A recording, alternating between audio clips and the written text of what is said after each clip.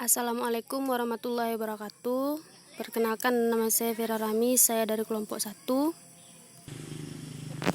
Di sini saya akan menjelaskan hasil kerja kelompok kami, yaitu PSAK 101 atau penyajian laporan keuangan syariah.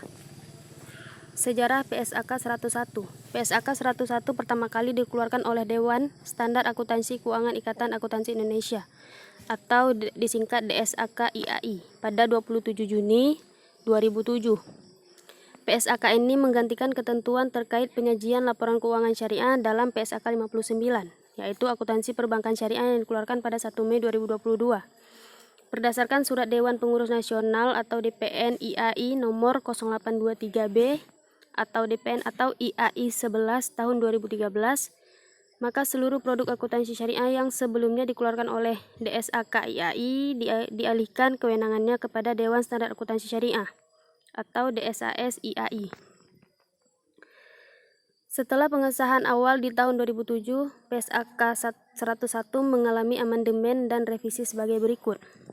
Pertama, pada tanggal 16 Desember 2011 sehubung dengan adanya revisi atas PSAK 1, yaitu penyajian laporan keuangan. Kemudian pada tanggal 15 Oktober 2014 adanya revisi atas PSAK 1 terkait penyajian laba rugi dan penghasilan komprehensif. Selanjutnya pada tanggal 25 Mei 2016 terkait penyajian laporan keuangan asuransi syariah pada lampiran B. Perubahan ini merupakan dampak dari revisi PSAK 108, yaitu akuntansi transaksi asuransi syariah. Perubahan ini berlaku efektif 1 Januari 2017. Pernyataan standar akuntansi keuangan 101, yaitu penyajian laporan keuangan syariah. Selanjutnya disebut PSAK 101, menetapkan dasar penyajian laporan keuangan bertujuan umum untuk entitas syariah. Pernyataan ini mengatur persyaratan penyajian laporan keuangan dan persyaratan minimal isi laporan keuangan atas transaksi syariah. Berikut komponen laporan keuangan syariah. Pertama, laporan posisi keuangan. Kedua, laporan laba rugi dan penghasilan komprehensif lainnya. Ketiga, laporan perubahan ekuitas. Keempat, laporan arus kas. Dan kelima, catatan atas laporan keuangan. Kemudian, laporan sumber dan penggunaan dana zakat. Dan terakhir, laporan sumber dan penggunaan dana kebijakan. Laporan sumber dan penggunaan dana zakat. Entitas syariah menyajikan laporan sumber dan penggunaan dana zakat sebagai komponen utama laporan keuangan yang menyajikan 1. Dana zakat berasal dari wajib zakat atau muzaki, yaitu zakat dari dalam entitas syariah dan zakat dari pihak luar entitas. Kedua, penggunaan dana zakat melalui lembaga amil zakat untuk pertama fakir, kedua miskin, kemudian rikab, kemudian orang yang terlilit utang atau gharim, kemudian mu'alaf, kemudian fisabilillah, dan kemudian orang yang sedang dalam perjalanan atau ibnu sabil, dan yang terakhir amil. Ketiga, kenaikan atau penurunan dana zakat. Keempat, saldo awal dana zakat. Dan kelima, saldo akhir dana zakat. Laporan sumber dan penggunaan dana kebijakan. Entitas syariah menyajikan laporan sumber dan penggunaan dana kebijakan sebagai komponen utama laporan keuangan yang menjanjikan. 1. Sumber dana kebajikan berasal dari penerimaan.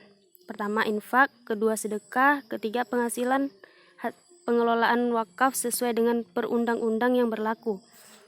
Keempat, pengembalian dana kebijakan produktif. Kelima, denda. Dan yang terakhir, pendapatan non-halal.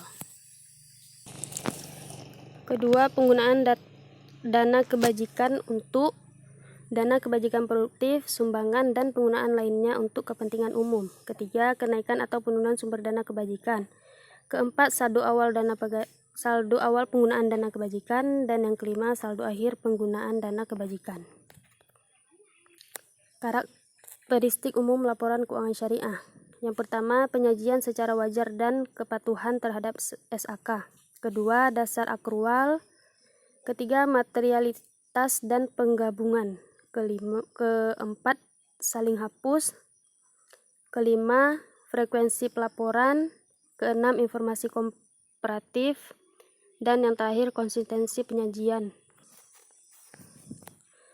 Selanjutnya, tujuan dari laporan keuangan. Laporan keuangan adalah suatu penyajian terstruktur dari posisi keuangan dan kinerja keuangan dari suatu entitas syariah. Tujuan laporan keuangan sendiri untuk umum adalah memberikan informasi tentang posisi keuangan, kinerja dan arus kas entitas syariah yang bermanfaat bagi sebagian besar kalangan pengguna laporan dalam rangka membuat keputusan-keputusan ekonomi serta menunjukkan pertanggungjawaban manajemen atas penggunaan sumber-sumber penyajian laporan keuangan syariah PSAK 101 daya yang dipercayakan kepada mereka. Dalam rangka mencapai tujuan tersebut, suatu laporan keuangan menyajikan informasi mengenai entitas syariah yang meliputi aset, kewajiban, dana syirkah, temporer, ekuitas, pendapatan dan beban termasuk keuntungan dan kerugian, arus kas, dana zakat, dan dana kebajikan. Informasi di atas beserta informasi lainnya yang terdapat dalam catatan atas laporan keuangan membantu pengguna laporan dalam memprediksi arus kas pada masa depan, khususnya dalam hal waktu dan kepastian diperolehnya dan setara kas. Entitas syariah mengungkapkan hal-hal berikut ini jika tidak diungkapkan di bagian manapun dari informasi yang dipublikasikan bersama dengan laporan keuangan. Pertama, domisili dan bentuk hukum entitas syariah. Negara, tempat pendirian entitas syariah, alamat kantor pusat entitas syariah, serta lokasi utama bisnis jika berbeda lokasi kantor pusat. Kedua, keterangan mengenai hakikat operasi dan kegiatan utama entitas syariah. Ketiga, nama entitas syariah dalam grup. Nama entitas syariah asosiasi, nama entitas syariah induk, dan entitas syariah holding. Terakhir, nama anggota direksi dan komisaris serta jumlah karyawan pada akhir periode atau rata-rata jumlah karyawan selama periode yang bersangkutan. Entitas syariah yang akan menerapkan standar ini mungkin perlu melakukan penyesuaian terhadap deskripsi beberapa pos yang terdapat dalam laporan keuangan dan istilah laporan keuangan itu sendiri, serta dapat pula menyajikan komponen-komponen tambahan dalam laporan keuangan. Entitas syariah seperti reksadana dan entitas yang modalnya tidak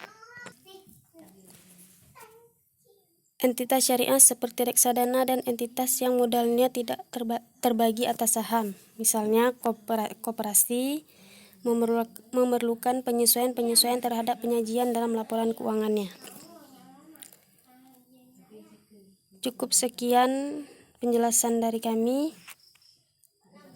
Apabila ada kesalahan pengucapan dalam penjelasan saya mohon maaf.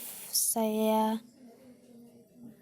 ucapkan terima kasih. Assalamualaikum warahmatullahi wabarakatuh.